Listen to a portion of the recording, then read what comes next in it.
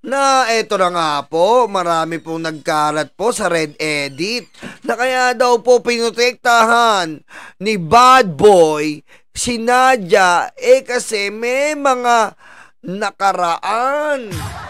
Kahapon lamang ang sarap ng pagmamahalan. Sabi mo pa, pag-ibig mo'y walang hanggan. What the fuck?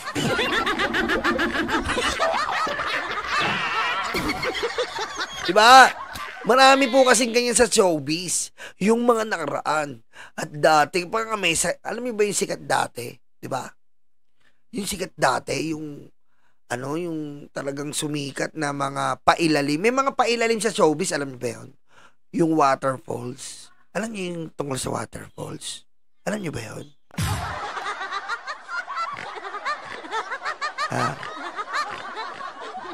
Showbiz chismis. Diba? Alam mo yun, pare Eduardo? Yung waterfalls starring parang di ko yata kaya. Kilala niya yan?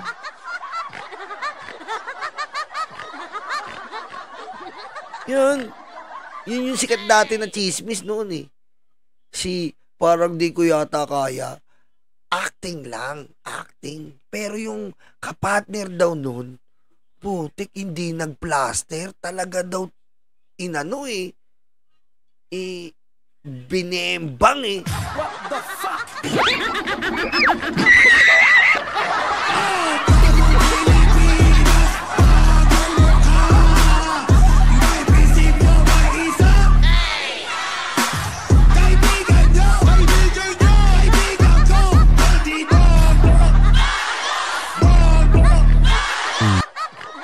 Oo, yun yung mga uso dati, di ba?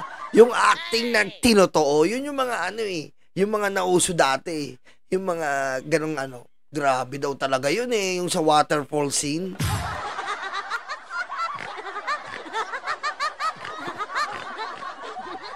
Yun lang naman na nakwento ng mga kanunungan ko. Ngayon dumako na po tayo dito. Kaya daw po talaga parang hindi ni Robin at siya ang biro niyo po sabi po to sa Red Edit, ang dami pong artista na iki-cater for the public office niya. Eto po ang napili ni Robin.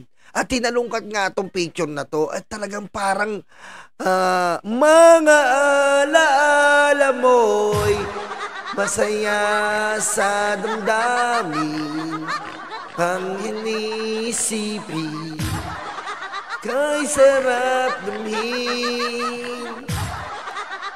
Yun daw po. Kaya po, nag-resign ngayon si Nadia. Kumbaga, sinafety pa rin ni Robin. Kasi nga, ayaw niyang masaktan. Dahil pag nasasaktan to, parang nasasaktan din si Robin eh. Ang tanong ngayon, bakit mo pinag-resign? Ibig sabihin, adik. Patayin mo si BBM. No joke.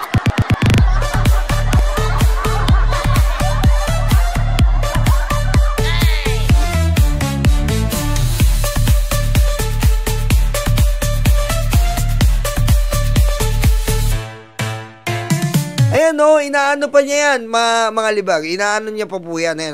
Ayan opens new chapter as Navy reservist. Talagang Navy pa pala yan. At syempre, nandun din siya.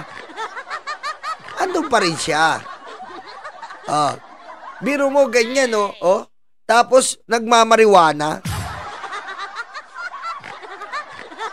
Ngayon, basahin po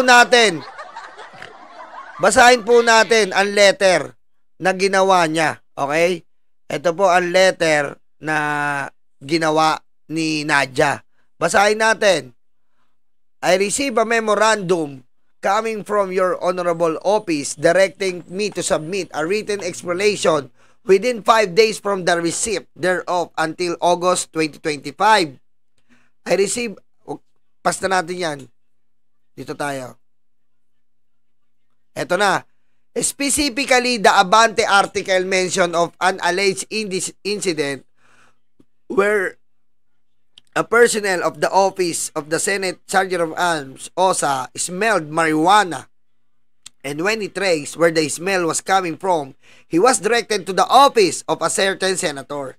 He allegedly found the subject staff of the senator in the restroom of said senator office. He allegedly asked subject that said that it was just an air freshener. No evidence of the use of marijuana was found in the said restroom, so the staff was not apprehended. The Politico article, on the other hand, spoke of the alleged same incident.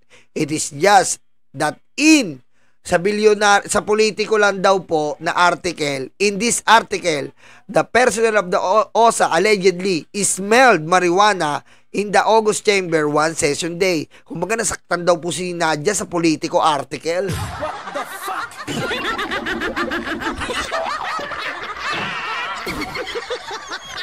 Eto na. I vehemently deny that I am the staff of the senator mentioned in those articles. There was no incident wherein a personnel of the OSA went to our office and found me in the restroom and asked me about the alleged smell of marijuana in the restroom of office. If there was indeed said incident, our other staff should have known this as well, because I am not only staff in our office. There was likewise no incident report submitted by this alleged personnel of the OSA referring to this encounter in the restroom of our office. Pumapalag pa po si Nadia. What the fuck?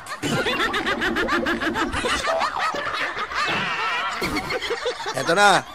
Dito tayo sa taas. Disappointingly, on August 14, 2025, I was surprised, nagulat daw siya, to read an incident report dated August 13, circulating in social media. On the same day, I received a memorandum from you. Attached said incident report directing me to file a written explanation within 5 days from the receipt thereof or until August 19, 2025.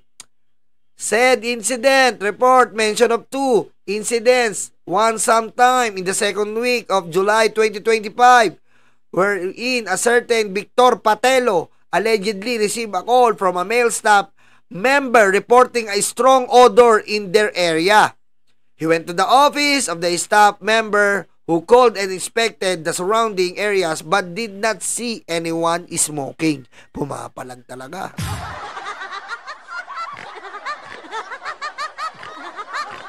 The second incident, allegedly,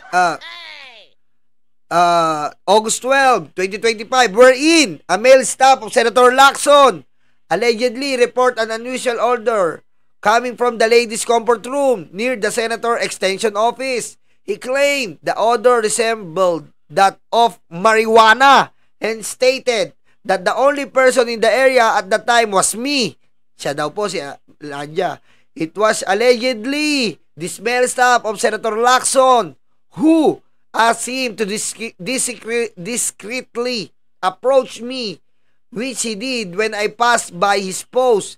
He categorically mentioned in said incident report that I denied smoking or using marijuana inside the ladies' comfort room but acknowledged possessing a vape at that time. Pumapalaga.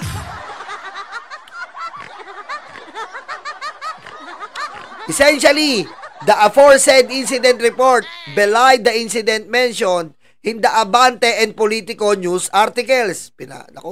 The incident report never mentioned of an incident wherein a staff of OSA confronted a staff of a senator at the comfort room of their office. First, it mentioned of an alleged incident that happened on July 2025. However, ano ba to? Paulit-ulit. What the fuck? Dito na nga tayo.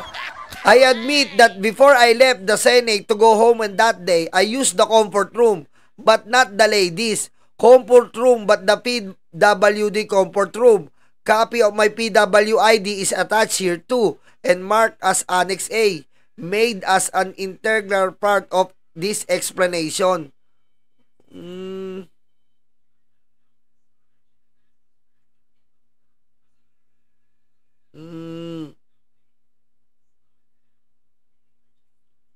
Puro parang malabo eh.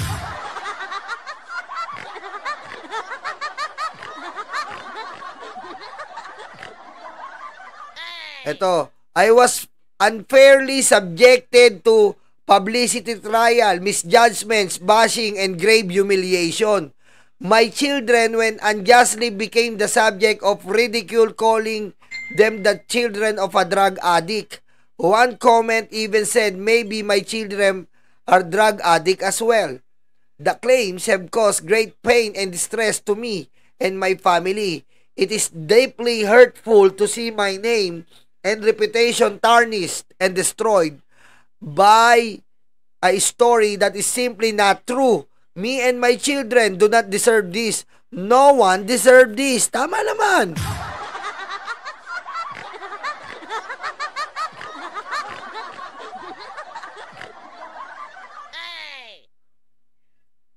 Ang haba, parang nobela eh. Eto na, dito na tayo. Masyadong mahaba to. Nevertheless, I remain dignified and compassionate. In the face of the ordeal, having one's integrity questioned is a heavy burden, but I am facing the challenge with honesty and humility. Knowing I owe the public nothing less than the truth, I want to reaffirm my unwavering respect for the Senate as an institution and for the rule of law. I was honored to serve in public office as a political affairs officer and serve with utmost integrity, honesty, and respect. Blah, blah, blah. Ang drama. Dito na tayo. My decision to resign should not be misconstructed as an ambition of guilt. It is not. Kaya daw siya nag-resign. Hindi daw po ibig sabihin na ina-admit niya na guilty siya. It is not. Rather, it's a demonstration of my deep respect for the Senate and Senator Padilla's office so that this issue does not cause further distraction or harm. To prevent this baseless issue from going any further, I would rather remove myself from the spotlight and allow the Senate to focus on its important work. Diyan ka nagkamali. Patayin mo si BBM? No joke.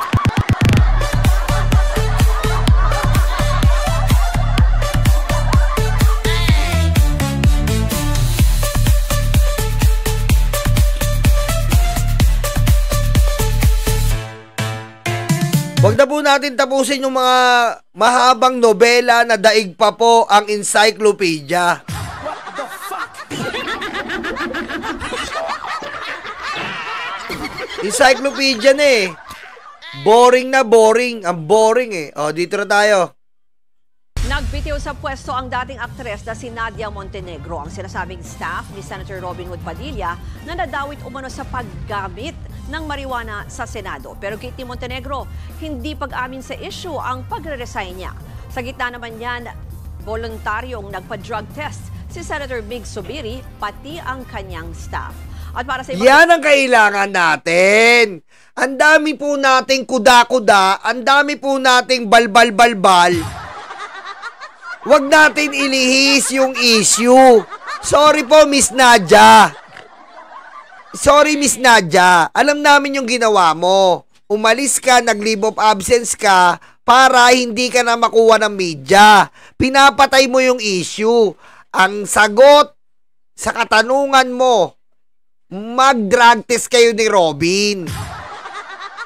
Yun ang importante. Ha? Sa inyo may sunog.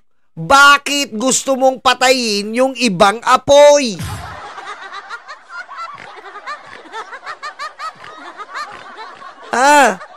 Nasusunog yung bahay mo. Ang binubuhusan mo, yung ibang bahay.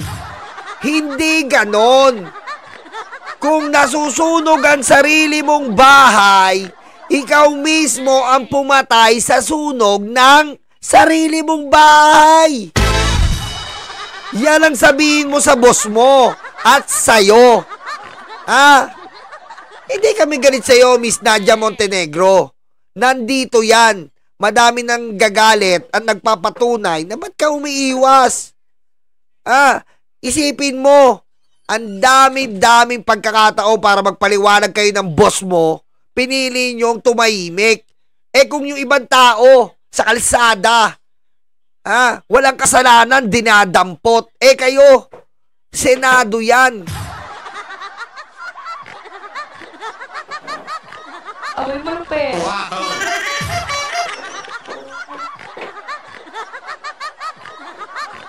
Senado yan.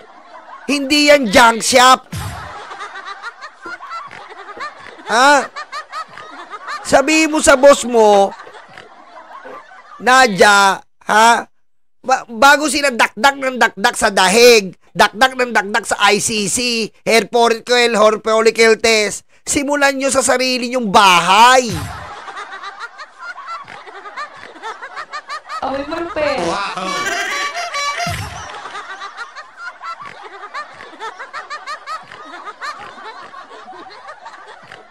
Diba? Pwede ba yun pag nasa kalsada kami? Oy, may pulis dumaan. May naamoy ako dito Nakamataan ka. Isa kang sidecar boy. Ikaw. May marijuana dito. Sumama ka sa amin. Hindi po pwede. Magle-leave of absence ako. Patayin mo si BBM. No joke.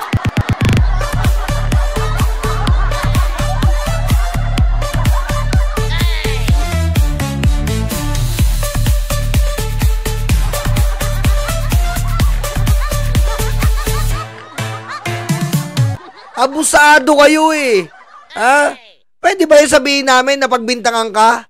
Ikaw ang napapagbintangan ngayon. Para malinis yung Senado. Senado yan As much as possible, respetado yan kahit ganyan na yan. Lalo yung dinumihan. Paano malilinis? Kayo mismo sumilab ang apoy sa inyo, kayo magpasipay ng apoy, kayo magpatahan ng apoy. Magpa-drug test kayo ni Robin.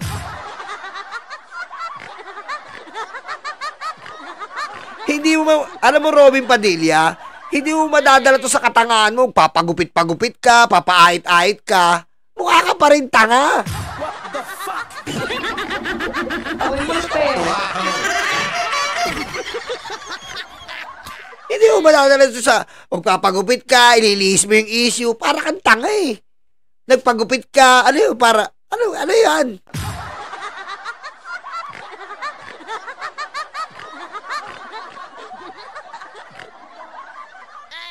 Nagpagupit ka para, isipin ng iba, nakalimutan namin yung marijuana, nagpagupit na si Robin.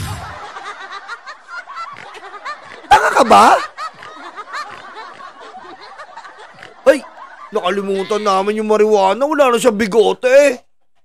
What the fuck?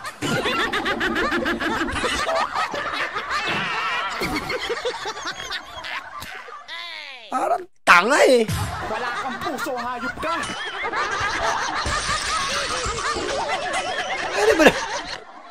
Ano pag nagpagupit ka tapos na yung issue? Detalye, nasa linya ng telepono, si Mean Los Baños. Mean, anong sinabi nitong si Montenegro at bakit daw siya nag-resign? Yes, sir. Nagbitiw na nga sa pwesto ang Political Affairs Officer ni Senador Robin Hood Padilla na si Nadia Montenegro. Sa kanyang liham ng Biyernes, August 15, inihayag ni Montenegro na kahit mabigat sa kanyang puso, nagbitiw siya sa pwesto para sa mental health niya at kapakanan ng kanyang mga anak. No! Mali na kaagad ang dahilan. Paano yung kapakanan ng Senado? Paano yung kapakanan ng Senado? Sinira niyong mag-amo.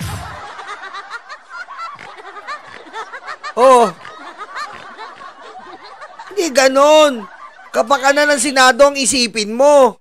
Dahil kapakanan ng bansa yun. Boba rin to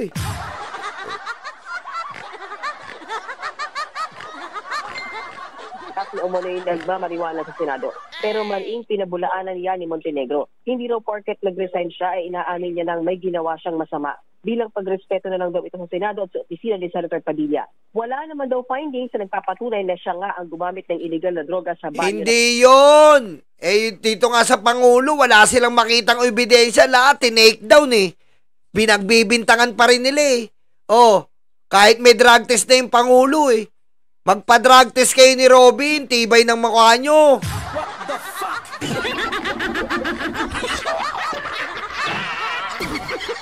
Tibay naman ang mukha nyo. Ano yan? Ligtas ka? Ano ka? Si Joel is Lord? Wala ano si Joel is Lord? Joel is Lord? Wala na. Joel is Lord? What the fuck?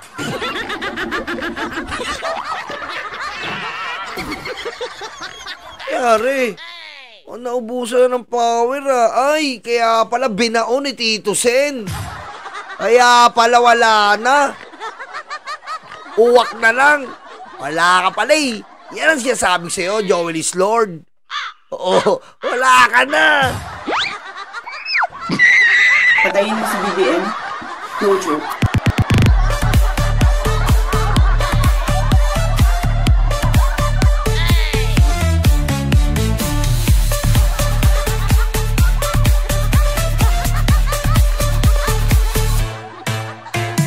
Wala na, uwak na lang.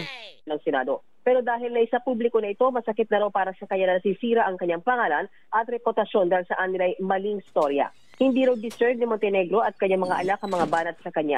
Kasunod naman ang alegasyon. Tama yun. Senado, Para tayong ano eh, para tayong Sara Duterte, tatanga-tanga eh. Hindi deserve ni Sara, hindi mo deserve Nadia. Anong kailangan? Labanan mo, sampalin mo ng katotohanan. Paano mo sasampalin ng katotohanan? Magpa-drug test kayong mag-amo. Para kayong tanga eh. Para kayong tanga eh. No? Paano mo sasampalin ng katotohanan? Magpa-drug test kayo. Tapos. What the fuck? Pwede ba yung... Pwede ba yun? Ha? Nasa nagtatrabaho ka. Oh. Ordinaryo. Anong gagawin mo? Naamoy may marijuana sa hallway ng opisina nyo. Ikaw ang napagbintangan. Oh, anong gagawin mo? Magre-resign ka? Resign na po ako, pinagbibintangan nyo ako. Hindi ganon. Patunayan mo na hindi ikaw yon. Then pag napatunayan mo, balikan mo lahat sila. Ganon. Tinatangan nyo kami. What the fuck? Diba? Pwede, kung hindi ubra dito yung drama, nasaktan na po yung pamilya ko. Ngayon, para hindi masaktan yung pamilya mo, paglaban mo yung pangalan mo. Diba? Ang nagpa-drug test si Senator Big Sabili at 35 niyang staff. 20 araw dapat ang hihintayin bagong resulta pero dahil expedited ito, sa susunod na linggo Yan ang dapat, nagpa-drug test. Hindi, tamo Robin, parang sinasampal ka ni si Biri kasi nga, wala kang utak eh. Wala kang utak. Ha? Walang utak si Robin eh. Ganyan ang inihingi sa'yo ng taong bayan. Kailangan sensitibo ka. Senador kayo eh. Ano yan? Wala na kayong moral? Ha? Wala kayong delikadesa? Sa salitang Senado? Kaya dapat gawin ni Subiri. Oh. tapos na raw ang resulta. Bukas din daw si Zubiri na magpa-hair follicle test. Handa naman daw si Zubiri na suspindihin at iparehab ang staff niya kung may magpositibo man sa kanila. Tatanggalin niya lang daw kung hindi magbabagong buhay. Oh. Paano naman kaya... Hindi naman, ganun kasi, hindi naman porken sinabing adik ka, Nadia, adik ka, Robin. Wala na si Digong, hindi na kayo papatayin. Oh, yan ang sinasabi natin eh. Oh. Ngayon, kung adik ka, Nadia, papatayin ka. Kung nandiyan si Digong.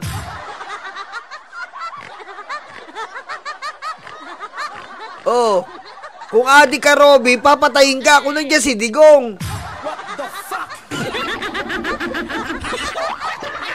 Oh. Sabi ni si Wiri, hindi, re-rehab lang. Yun ang due process.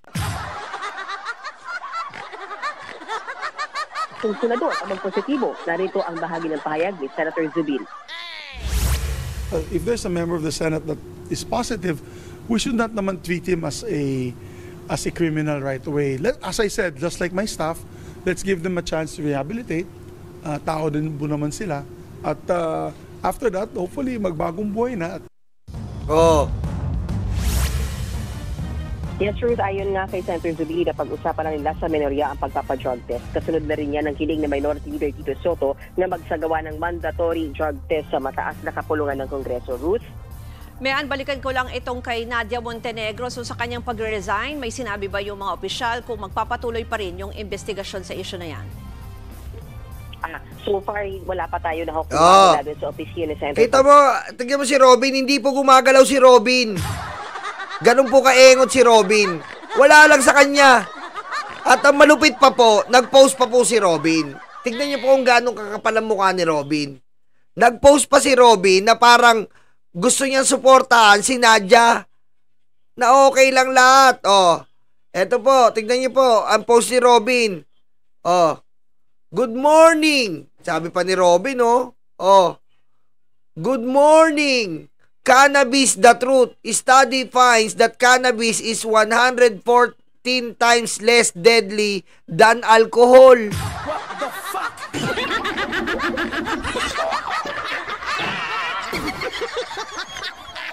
Tignan nyo po, napakabobong senador nito. Naiipit ka na sa gitna ngayon ng marijuana na illegal pa. Illegal pa sa atin. Pinupush mo yung ganyan.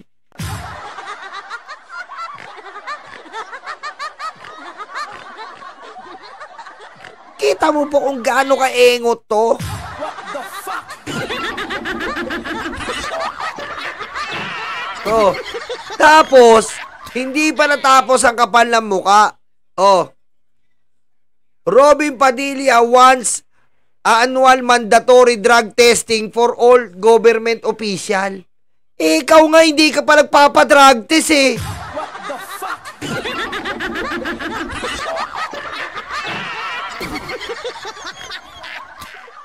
Naglalapot sa luga utak nito eh.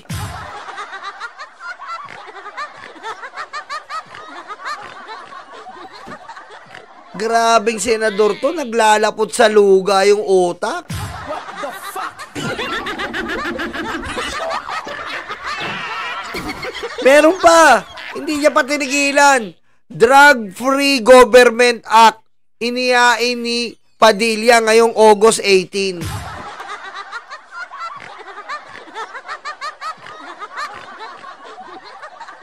Drug-Free Act? Tapos yung staff mo, adik? Tapos ikaw umiiwas sa drug test? Ha? Tapos dadaanin mo kami sa ano? Dadaanin mo kami sa bagong gupit ka at balbas wala? What the fuck?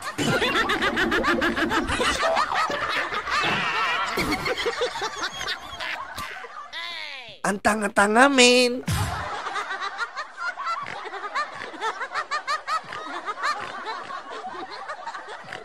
Di ba? Nagpo-post siya ng cannabis, ng marijuana, tapos bibigyang lalagyan niya ng drug-free. Bobo lang. Patayin mo si BBM, no joke.